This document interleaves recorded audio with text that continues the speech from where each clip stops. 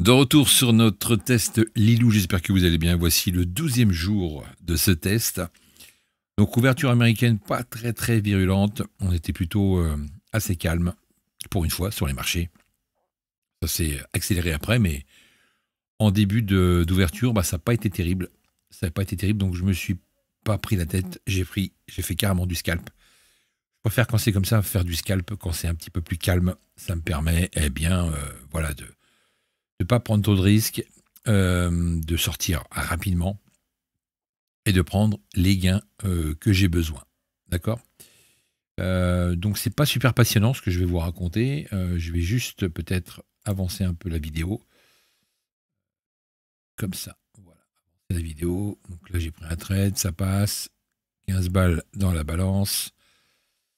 Là j'ai réglé ici mon ATM. Voilà.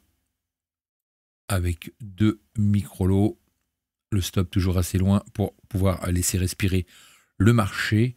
2,5 points, histoire d'engendrer un petit peu de cash. Et puis après, on laisse monter ou descendre le flux, tout simplement. Et on rentre quand on a une impulsion. Voilà, ici on avait une impulsion haussière, je suis rentré.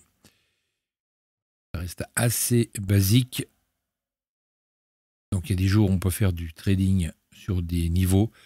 Il y a des jours où il ne se passe pas grand-chose à l'heure où on rentre sur le marché. Donc on essaye d'être un petit peu, d'avoir plusieurs casquettes. C'est-à-dire que faire de l'intraday, faire du scalping, on essaye de s'adapter au marché et surtout de la volatilité.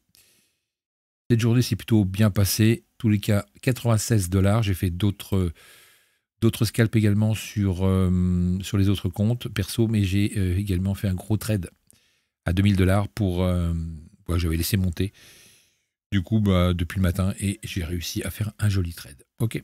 Donc voilà pour ce 12e jour, 96 $. On continue de monter le solde et je vous tiens au jus pour le 13e jour. À plus tard.